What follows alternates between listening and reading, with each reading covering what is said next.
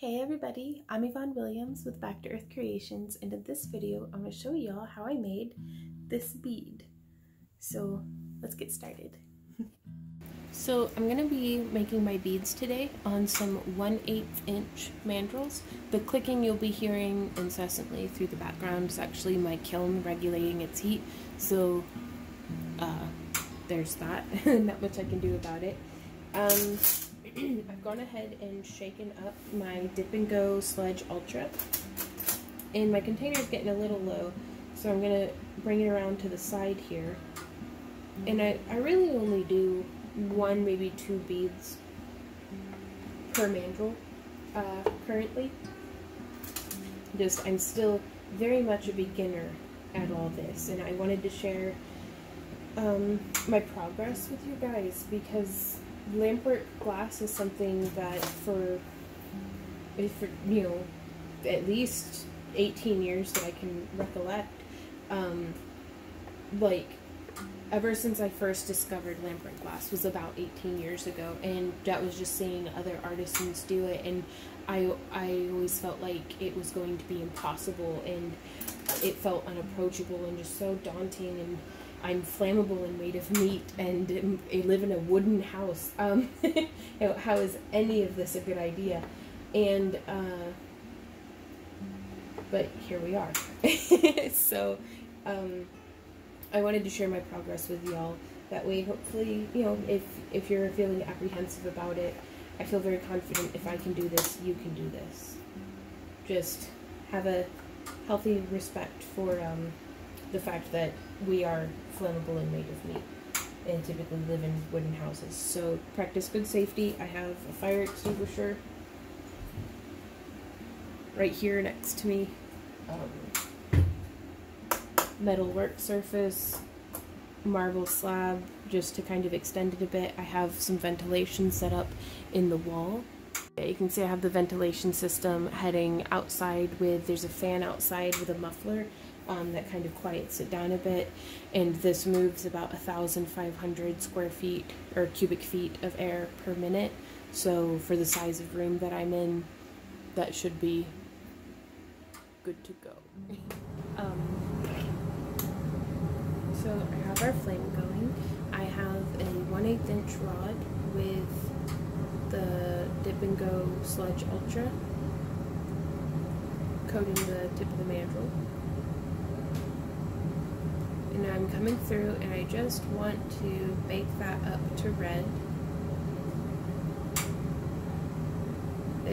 You can dip and then torch directly. I do like to just let them have all my rods prepped beforehand.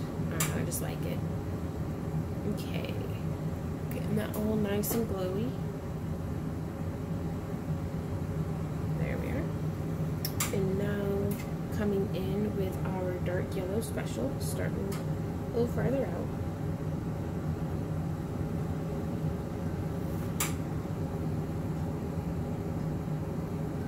This is a little bit of a thinner rod. I believe I got it from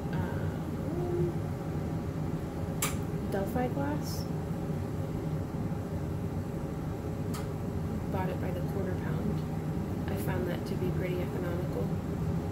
And I'm just heating up a pretty generous blob, actually. This will be my first bead of the day. So taking a deep breath and lowering those expectations. Okay, so we've got a nice little blob going. I'm going to come here and I'm just going to touch it. I like to keep it in the heat a little bit to keep everything kind of soft. And then just touching and bringing it around.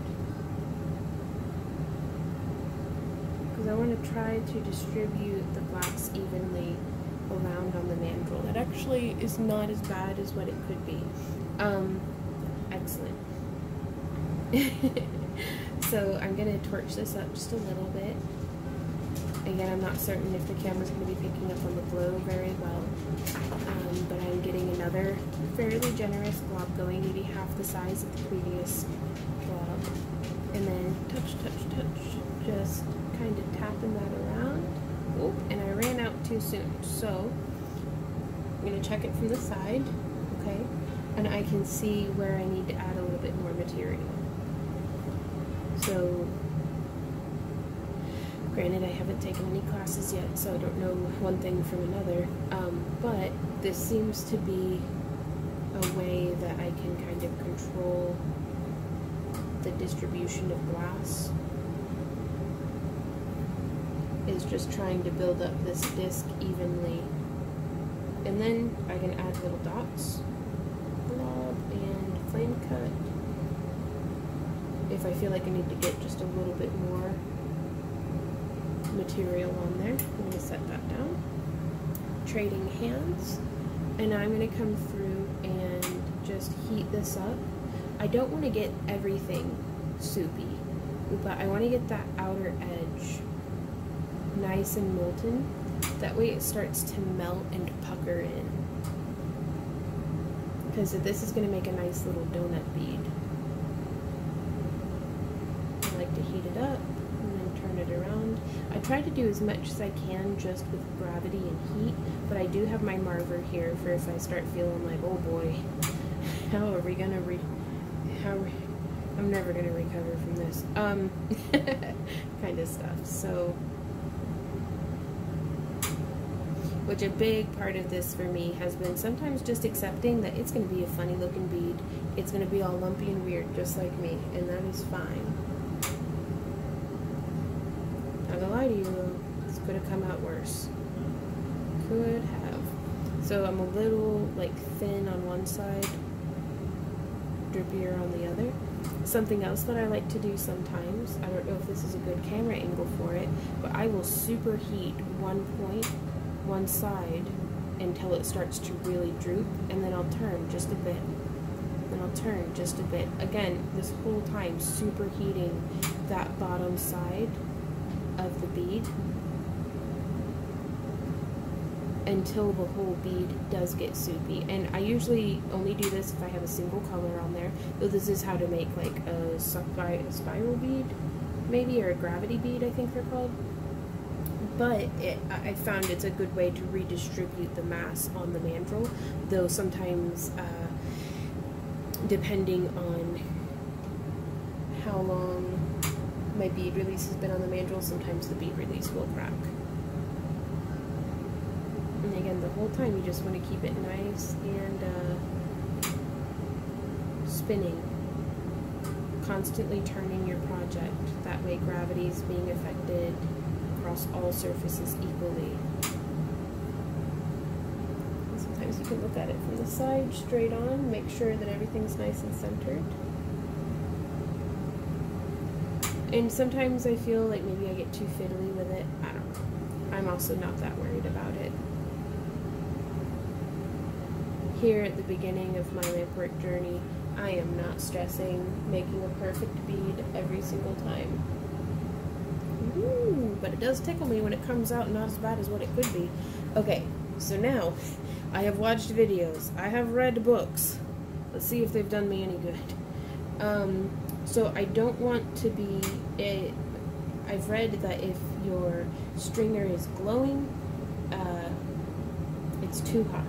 So already my stringer's too hot. I'm going to practice with just some dots. So there's a dot and cut. Make a glob. There's a dot and cut. Make a glob. There's a dot. Oh, not a very big one though. And cut. There we are. Make a glob. Dot and cut. Make a glob. Dot and cut. Make a glob. Dot and cut. Make a glob. Dot and cut. This definitely gives me a lot more control, not that it benefited me at all entirely, over my dot placement. Okay, so I'm getting that, placing that there, and cut. I like coming off kind of off to the side of the bead. And cut. Make a glob, dot, and cut. Make a glob, dot, and cut. Make a glob, dot, and cut. Hope my head's not in the way of the camera. Make a glob, dot, and cut. So with this torch, even though It makes a much hotter flame than my hothead, which was a surface mix torch that used like MAP gas. Even though this torch delivers a hotter flame, it's emitting somehow less heat. So also the blast shield seriously helps, because I'm so blind. I'm getting like my whole face up on this.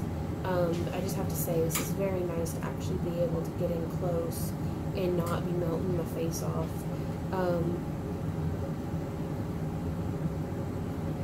And again, I'm just kind of putting dots wherever I feel like putting dots. I'm not worried about making it geometrically perfect or anything like that. Now, we could leave this like this with all these just cute little sticky outy dots. Or we could melt them in at varying degrees. I like to melt them in all at the same rate. That way, though we could have some be sticky outy and some be not sticky outy. Protruding, I guess, is the more, you know, high-tech, sophisticated, professional terminology. But I don't know, I like the sticky outy bits. Ooh, that's so pretty. I think I'm just gonna, but by doing them all at the same rate of protrusion and then melting them all in at the same time is giving me much more consistent results than if I had placed one and then melted and then placed one and then melted. And also we can focus on just heating one part of the bead or another, but now I've overdone it and they're all just connected anyways. So trying really hard to make sure that I'm only heating up the surface of our bead, because I don't want it to go soupy and lose its shape. So you can always add a bit more heat, but try to not overdo it. Okay, so here we are. And I have a fresh rod of clear. Now usually whenever I'm working with a rod and it's like this one, it hasn't been heated since it was cut, sometimes I'll get little pings of glass coming off, and that always makes me like super nervous. Like, I hate being burnt by stuff, and yet here I am drawn to the flame. So just something to be mindful of. Though also I think one day, you know, I'll have a couple decades of experience at the torch under my belt, and I'm still going to be popping rods. So I'm not a proud person. I'm just doing my best and trying to not cook myself. I've lowered expectations. Okay, so making some super generous globs of glass here, because I am not particularly competent at encasing. But at this point, that should not surprise you. Oh boy, oh, that's so lumpy. Okay. It's okay, we can recover from this. Maybe. Glob, just bringing everything around. Oh, I should have been more like pokey with it instead of just smearing it on. Pokey, pokey, pokey, pokey, pokey. There we go. Okay, and now I don't want to melt that in yet, because if we melt it in, it's going to start distorting stuff. So I'm just going to keep everything nice and toasty. That way we don't get any temperature shocks. And I'm heating glass and heating glass. I'm still heating glass. And I'm going to come in and start globbing this crap on. Trying to not capture any bubbles, though also, I'm gonna be 100% honest with you guys. I love the way bubbles look. Absolutely love them. Some people are like, I don't know, maybe it's because I do have such low standards and expectations of myself at this point, but I kind of like it whenever there's like natural, odd bubbles here and there that, you know, again, I'm really enjoying being this bad at lampwork glass.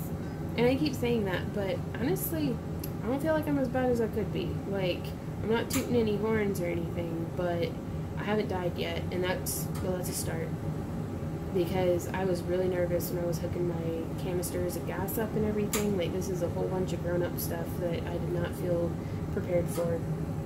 but the people at the place that we got our oxygen tank from and stuff like that, they were very, very helpful. And they're like, no, surely people who've been less careful than you have survived this, so you'll be fine. And I'm like, I sure hope so, because it's gonna be like, Randy's gonna come home one day, and I'm gonna be sitting here at my torch, just a cooked turkey.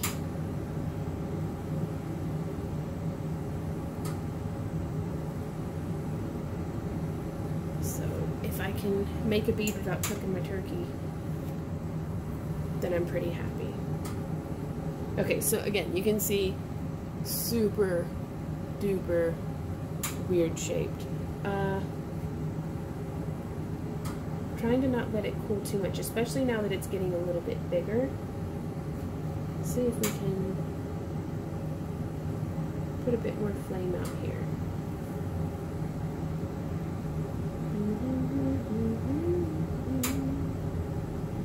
Also, I'm very sorry if I ramble, but not sorry enough to stop, clearly.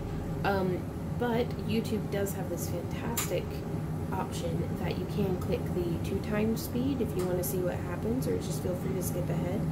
But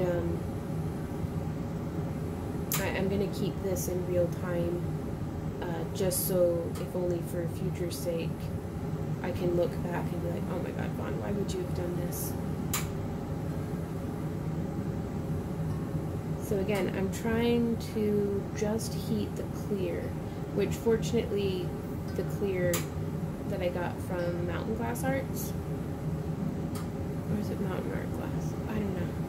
Crap. There'll be a link down in the video description. Hopefully future Vaughn will hook us up. It's very, very soupy and I love it because it heats up quick, it goes on easy.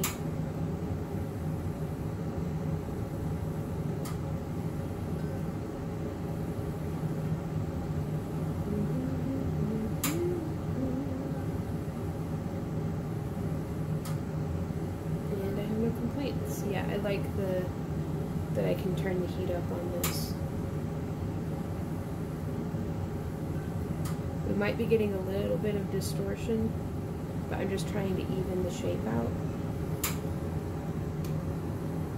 Okay, very cool. I think this is going to be as good as it gets. So I'm popping this over into my kiln. I'm going to be doing a whole bunch of beads this evening. But so far, I think this is going to be the only one that I get video of, because I go a lot slower when I talk and I need to get some work done. But I just keep the kiln at about 1,000 degrees. Okay. And then once I've finished all my beads and I've put them in there, I let them sit for an hour and 15 minutes, because it was a number I read on the internet and it seems to be working so far, to anneal them. And then it cools. It is a fire brick lined kiln, so I just let it cool at room temp, like at its own rapid rate. Like I don't open the door and like crash cool or anything, but I just let it cool, and then the next morning I take the beads out and we'll check them out. Yeah, so, and it's starting to cool now.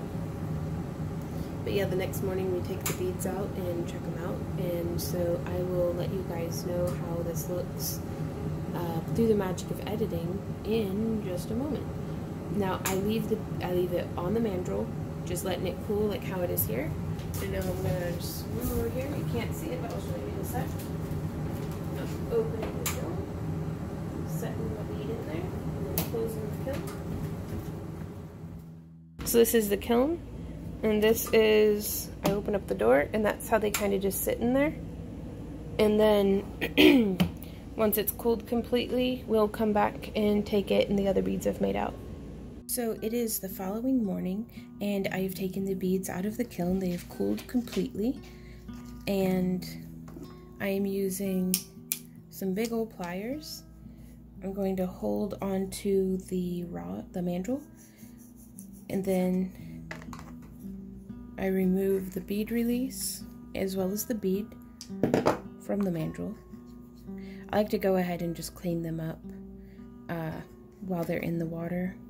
That way it's nice and ready to go for next time. And now we have our bead. Let me see if we can zoom in here. And these are just some very basic diamond dreamers. There'll be a link down in the video description. And I have yet to figure out how to do this using like a Dremel, just because maybe my Dremel goes too fast or something, but I have a hard time holding on to the beads while using a bit to clean out the inside of the bead, because you have to keep it lubricated, that way the glass doesn't get hot and crack. Because even though it is annealed, I don't know what proper protocol is on this, but this is how, let me dry it off. But yeah, so just like that, doesn't take too much work, it cleans up pretty easily. Please pardon my manicure, these are working hands. But yeah, you can see how all those little spots kind of came out. I really like the encasing.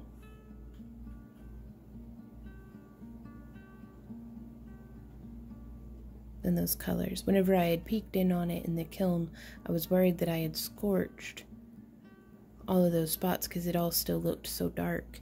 But now that it's nice and cool, I'm very, very pleased with how it came out. I really like the shaping on that end, as opposed to on this side, it's kind of like blunt and flat. But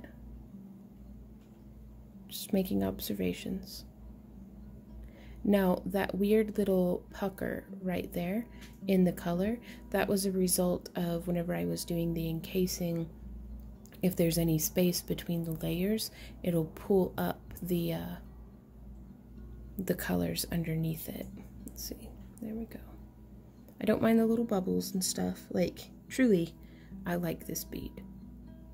So, and that's how we made it. And you can kind of see the encasing, the clear around it.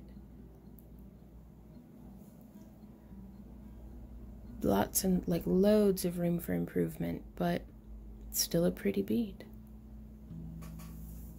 Hey y'all, thanks so much for hanging out with me during this tutorial. If you have any questions, comments, or ideas, please leave them down below. There are links down in the video description to all the different tools and materials that I'm using, as well as links to our store, our website and stuff. That way, if you are interested in purchasing some of our handmade beads, or possibly signing up for a monthly craft along kits, or finding out when our live auctions are, or just anything like that, all that info is on our website and down in the video description. So thank you so much for watching, and thank you to all of our very generous patrons and subscribers who make videos like this possible. So until next time, you guys, thank you and happy crafting. Bye.